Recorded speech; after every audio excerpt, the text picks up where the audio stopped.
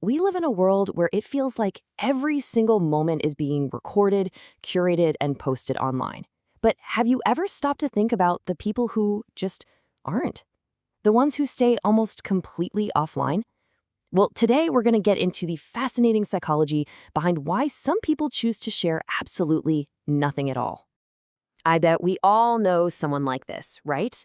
That friend, that family member, they have no profile picture, zero status updates, basically no digital footprint to speak of. They're totally present in our real lives, but online, they're a complete mystery. It's like they're a digital ghost. It really makes you wonder, doesn't it? I mean, when sharing everything is the new normal, what makes someone consciously say, nope, not for me? Are they hiding something? Are they just antisocial?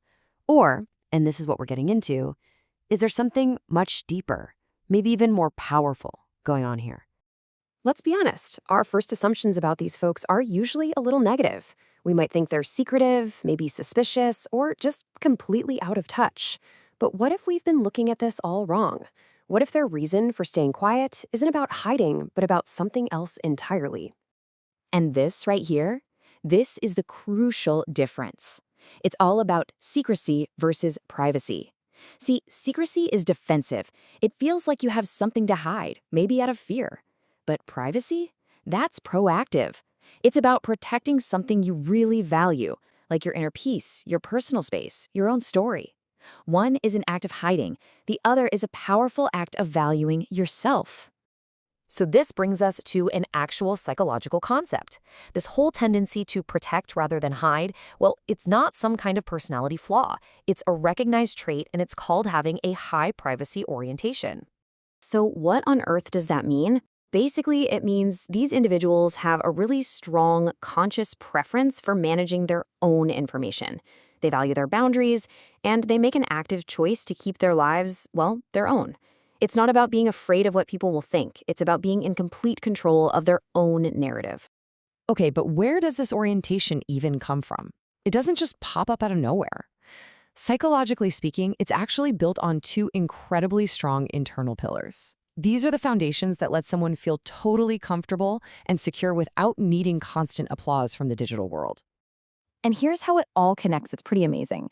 It starts with what's called self-concept clarity. This just means you know exactly who you are, totally separate from any online persona or what other people think.